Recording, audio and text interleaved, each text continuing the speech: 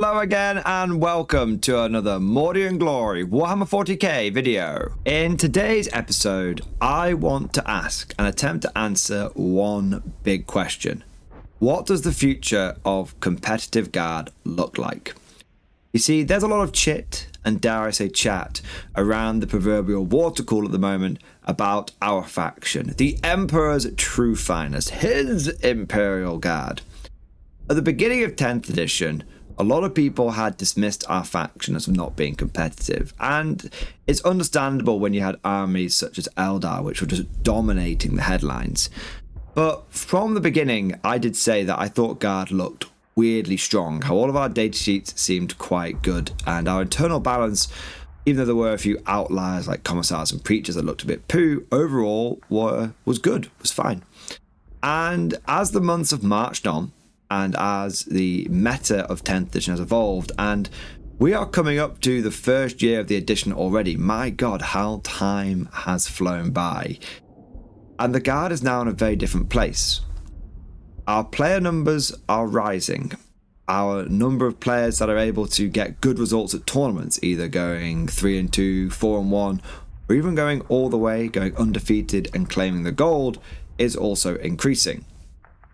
And there is now a lot more positivity around the faction, and there are a lot more people, not just Guard players, but players from other communities, other factions, who are starting to take note and take notice. This is going to have a big impact on how our faction performs, and there are a few questions to ask around what has changed. Interestingly, I don't think Guard has changed that much. Some of our points have gone up, some of our points have gone down. If you look at things like the Manticore, it's now almost unrecognizable in terms of its points cost from where it was at the beginning of the edition. But then we've had some things like the Rogel Dawn, which now seem very, very tasty. I've had a little bit of a points cut. But by and large, I would say overall the Guard points have stayed roughly where they were since the beginning. What seems to have changed is the other factions. Eldar have begun to really fall down the league tables, and armies such as Necrons are starting to take their place. We're also seeing a resurgence from some of the old foes, some of the classic tournament factions such as Custodes, and we're starting to see factions which often put a lot of pressure on the Guard, Orcs and World Eaters, starting to struggle a little bit. Overall, I would say that the meta has moved away from being just dominated by Eldar to having a few fast assault armies, and now we seem to be going into a third evolution, which seems to be a durable shooty meta. Those armies that are tough as hell and are able to do good range damage, but also having some capability at barneying in close combat. And that's the other factions. But that also kind of perfectly describes how Guard likes to play. We generally have good durability, even if our individual units aren't that tough. I mean, I'm looking at you, toughness 3, 5 plus save guardsman, but you can get pseudo durability through mass. So whilst one guardsman isn't very durable, 20 guardsmen with a 3-up save and cover thanks to take aim and a 5 plus feel no pain suddenly become a lot more durable. And one Lehman Russ isn't that of a big deal, but 4 or 5 of them really starts bringing the armored domination to the tabletop. Long story short, I think the general meta has shifted in a slight direction, and we're not talking like it's hugely dominated by factions like this, but there's been a slight shift towards a bit more shooting and a little bit more durability. And this is something that Guard, I think, will fit well into. But what kind of Guard armies are we likely to see emerge? Well, there are some obvious ones. We've already seen some big results come from armies which are leaning heavily into indirect fire and artillery. The aforementioned Manticore, a unit which, after its last points increase, a lot of people dismissed, including myself. I said it had gone too high, is continuing to dominate and do well. And you're having some really experienced players saying that 180 points is a fair cost for the Manticore. You're also seeing basilisks become ever increasingly prevalent on the battlefield, not only because they are cheap, but also because they are able to influence the movement game. Something that I often say has been true for 40k for a long time is that movement wins games. And that's not just your own movement, but your opponent's movement. Basilisk, thanks to their Earthshaker shells, can affect the enemy movement. And by making their movement worse, you sort of indirectly make your movement better. You become faster than them. And so, yeah, Basilisks are starting to see a good bit of play as well. But I think really the power of indirect fire is the damage that it can do. What makes artillery really spicy, and I really want to do an extra video on this, like going into the fine detail of what makes guard artillery so good. But long story short, it's the ability to shoot at the enemy and the enemy can't do anything about it. It's kind of uninteractive. It's almost like free damage. It's high reward, low risk. If I can stick my artillery behind a bit of landslide blocking terrain and shoot at you, and you can't shoot back, you can't see me, then that's no risk to me or the reward. If I take a main battle tank, let's say a Lehman Russ battle tank, which is a similar cost, or Leos Exterminator, which is a similar cost to a Manticore, then yeah, I can roll out and do damage to you, maybe even do more damage to you, thanks to all the weapons that thing is packing, but I'm now exposed.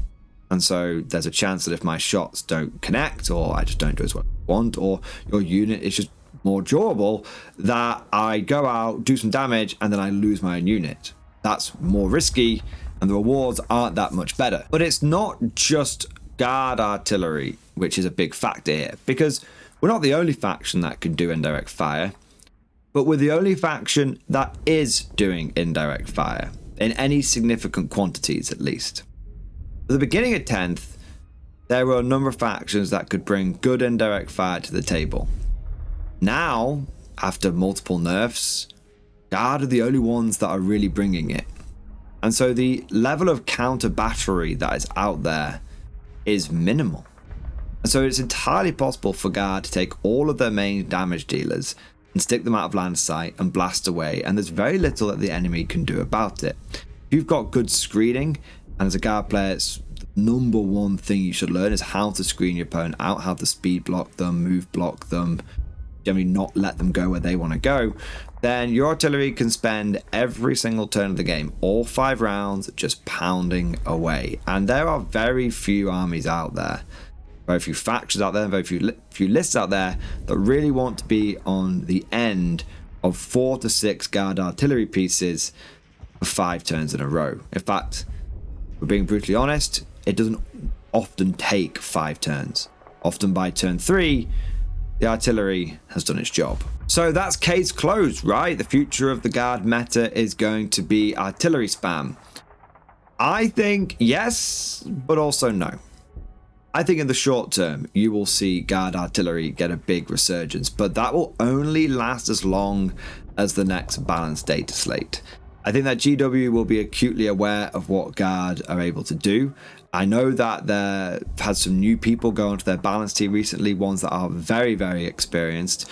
And I also think there's been a few high-profile cases where the capability of the guard indirect fire has been really shown.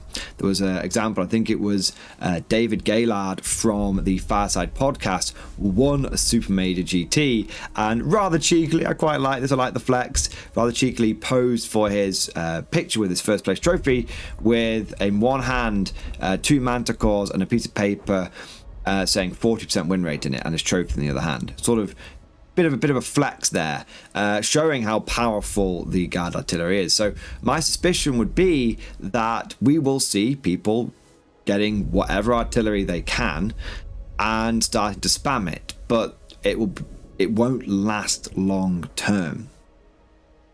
But there's also an extra factor there that we kind of touched upon: what artillery people can get their hands on.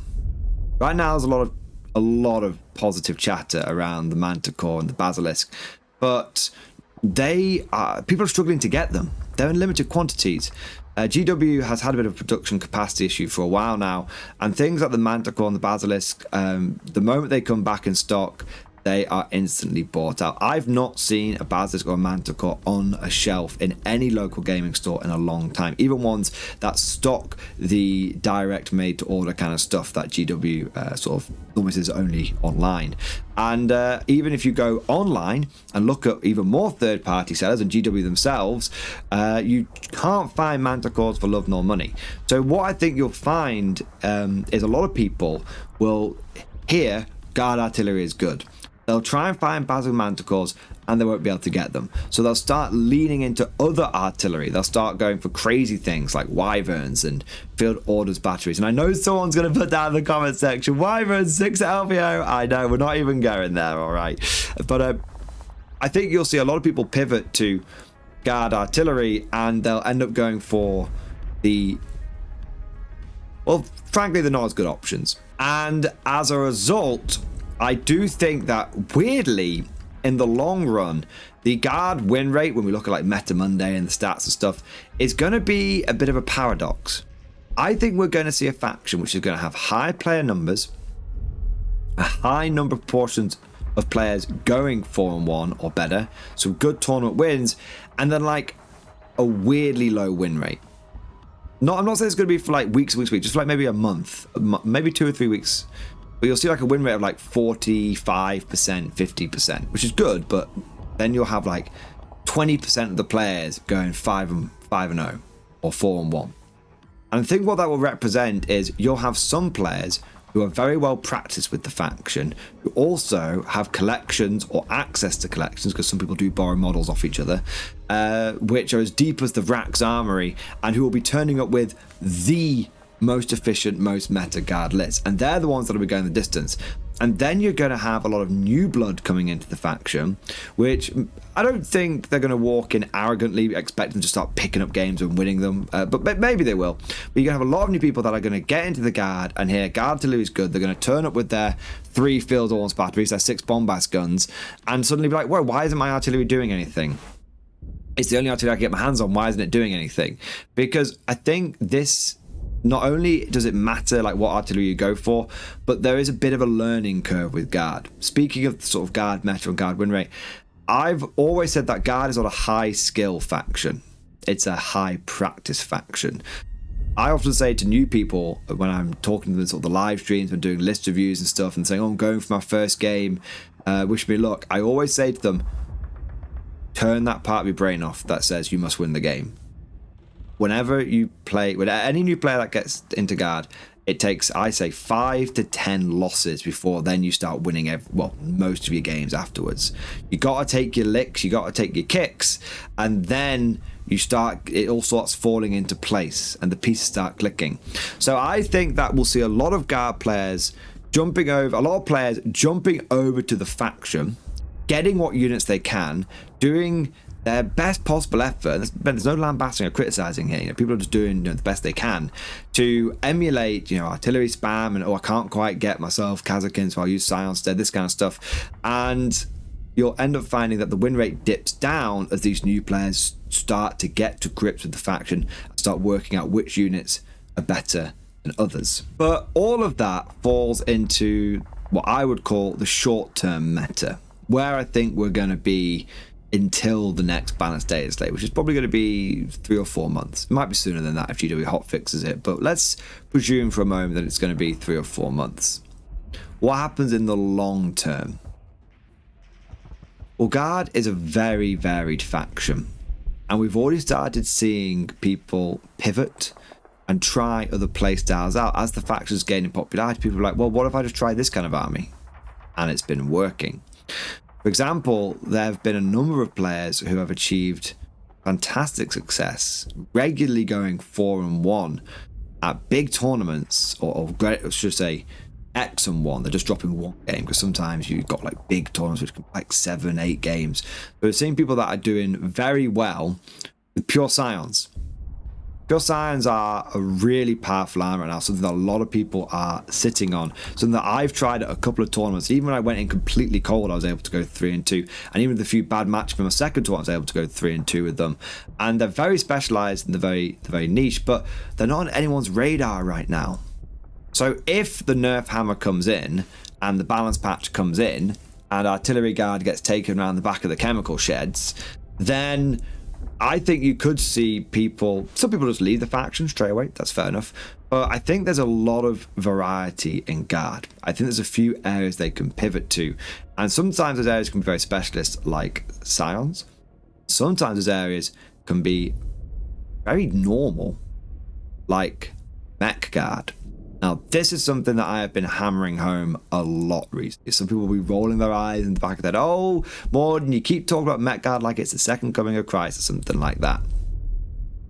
I think that the obvious meta, the short-term meta, is artillery. I think the long-term meta for guard will be mechanized guard. And there's a number of reasons for this. Firstly, highly maneuverable.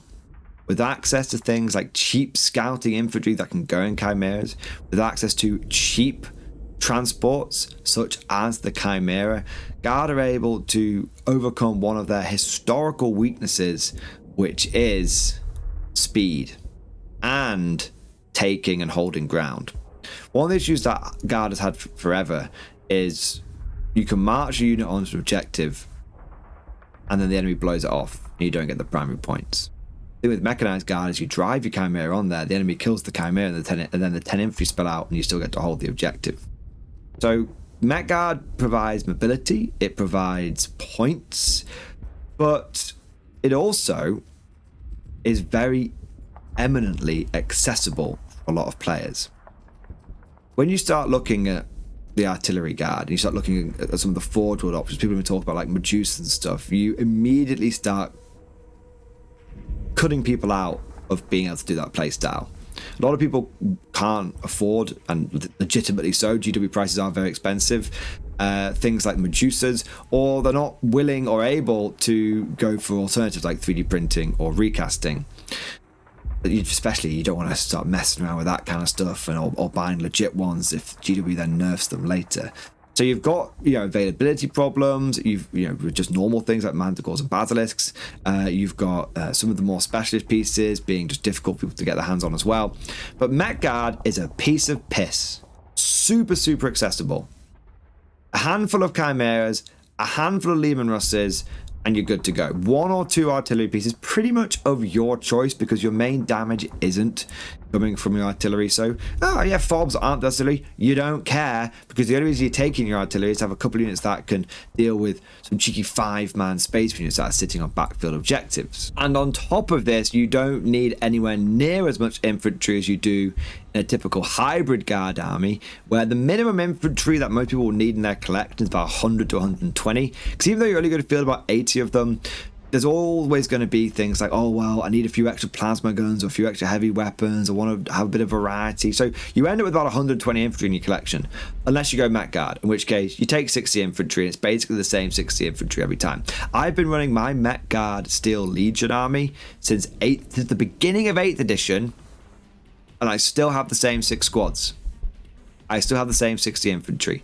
Because in Mech Guard, the infantry are just there to provide bodies for objectives, and their loadouts really don't matter all that much. I have run Mech Guard, even though I get like free upgrades, I've not like had enough flamers for like my Steel Legion army. I've just been like, okay, I'll just take lasguns. People are like, well, do you want the special weapons? Like, nope, because the main reason for these guys is to be scouting inside the Chimeras. That's the main thing.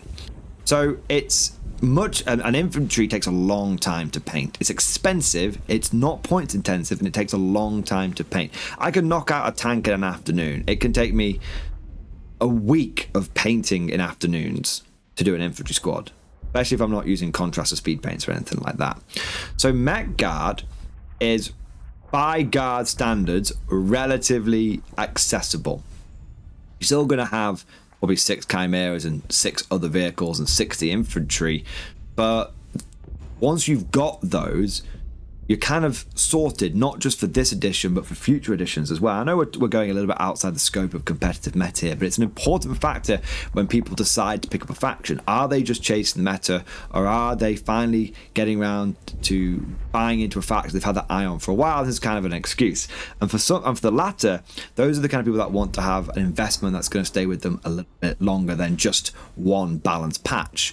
And I've found that with my Mech Guard, I bought my 6 Chimeras for my Steel Legion, and then I just either bought third party or 3D printed some extra turrets for them. So now I can run multi-lasers, or I can run heavy bolters, or I can run flamers. I've got them all, it's all sorted.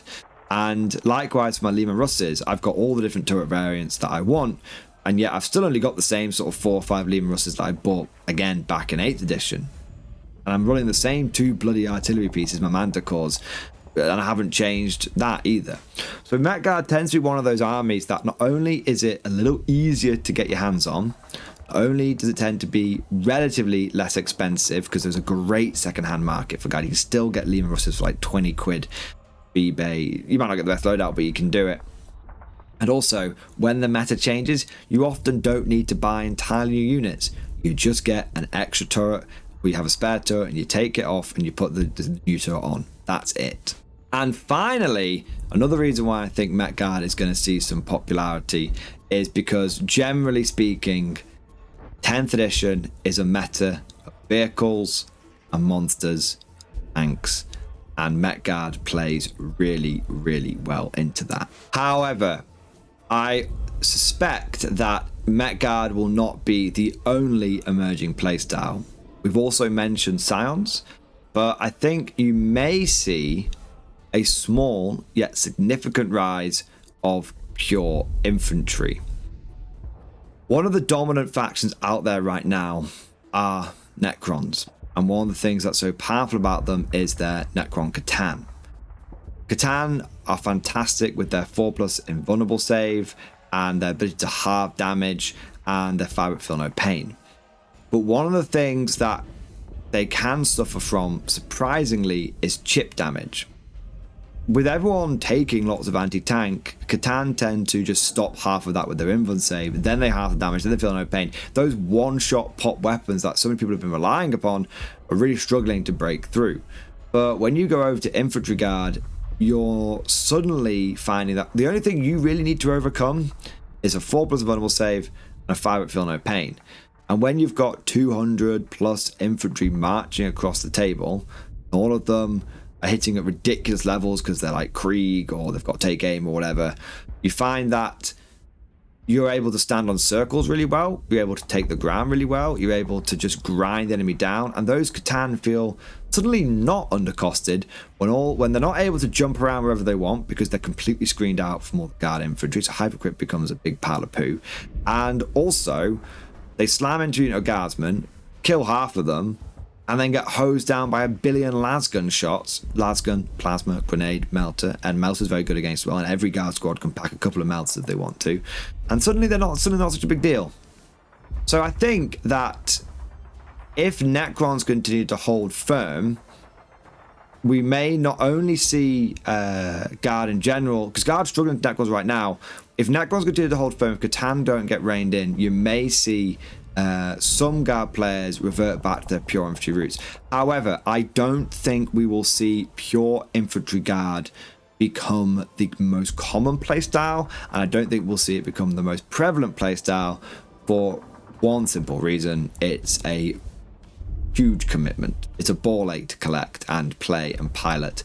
You tend to find that there are some people that specifically like playing Infantry Guard, and those are the people that will come out again, but I don't think it will be the route that the every guardsman on the street will take. Now, a lot of the different Guard playstyles that we've talked about and some of the metas that we have predicted have been somewhat focused on what could be argued to be SKU lists: Scions, Met Guard, and Infantry Guard. I think for a lot of people, the big question is going to be, what about Hybrid Guard? How is Hybrid Guard going to perform in the future meta? Overall, I think that Hybrid Guard will always have a place. I think it'll do well, but I'm not sure that it will be tournament winning. I think you'll see a well-practiced Hybrid Guard army win its local RTTs, its local GTs, I think, but getting into the bigger events, you might find that it settles in as a solid 3-2, 4-1 kind of faction. Hybrid Guard in of itself, though, I think will evolve. I think you'll find more people moving away from their Lehman Russ fleets or starting off the game and not even getting into Leman Russes. And I think we are going to see an evolution and a push for people to go towards the Rogal Dawn.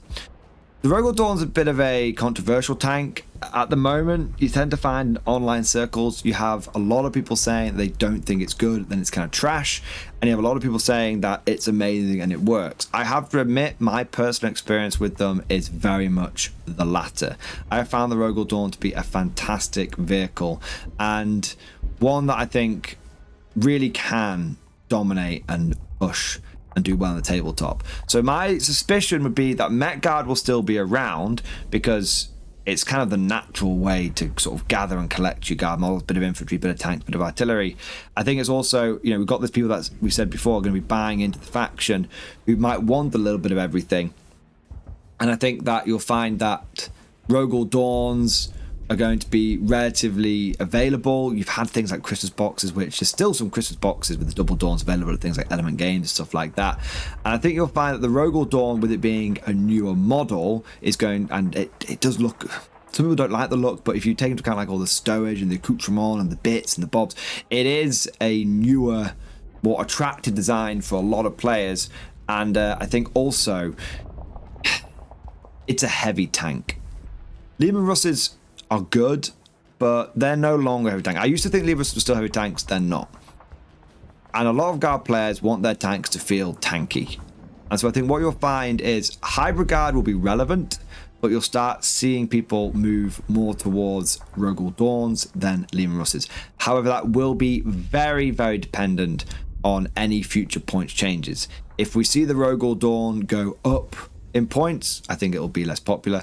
I think if we see Leman Russes go down in points, you might see a resurgence of the classic Russ Armada. Overall, I don't think you're ever going to escape the hybrid guard because it's the natural inclination for a lot of players, but it definitely feels like it'll be more of a casual or sort of background meta and playstyle that if you're a competitive person who's going to be facing off against guard, will need to take into account.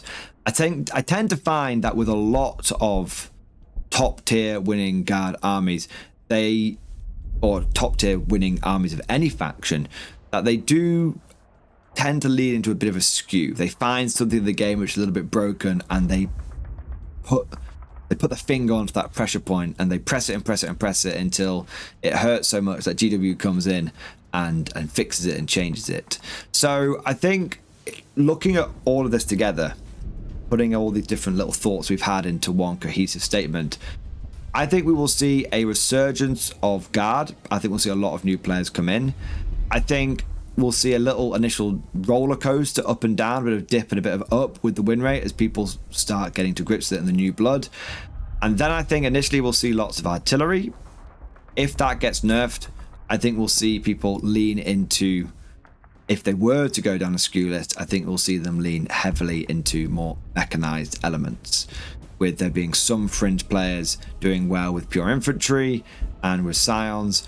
And then overall, I think there's always going to be a nice baseline of hybrid guard. But I think hybrid guard will be more of a background thing, and there will be a guard skew. If you twist my arm for me to commit something, I would say it'll be a vehicle skew will emerge as the long-term guard meta. Artillery will be the short-term guard meta. But of course, all of this is just like my opinion, man. Let me know what you think down in the comment section below. Which units do you think are going to become very prevalent? I haven't mentioned things like Kazakin and Katachans, although we do know that they are very good. Are there any playstyles that you think that I've overlooked? What do you think is the future of Armored Company Guard, for example? If you enjoyed today's video, don't forget to smash that like button and also subscribe to never miss an episode.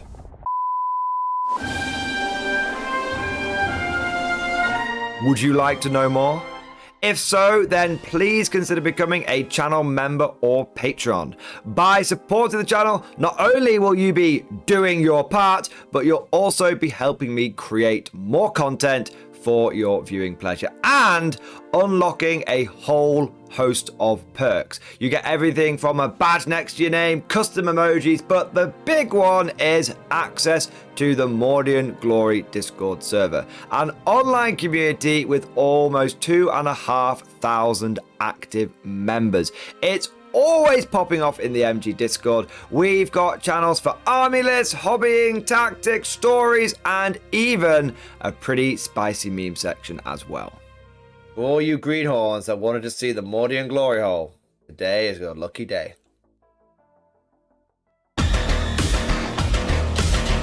And joking aside, I do want to say a massive thank you to all of the current channel members and Patreons.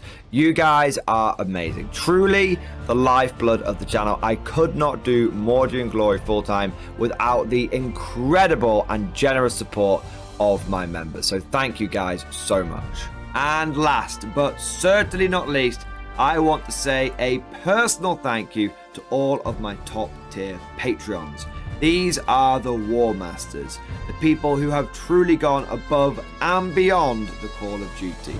So a heartfelt thank you to Alex Dengal, Bon Vert, Mad Larkin, Marcus Roberts, Mark Panconi, RJ Scorpion, Swordfish Trombone, Try Again Bragg, John Stubbs, Nick Wolf, Diesel Fox, and August Barney. Seriously guys, thank you from the bottom of my heart. Your support is incredible and it makes a huge difference. Thank you so much. That's all for now. Hope you've all enjoyed today's video, and of course, as always, see you guys next time.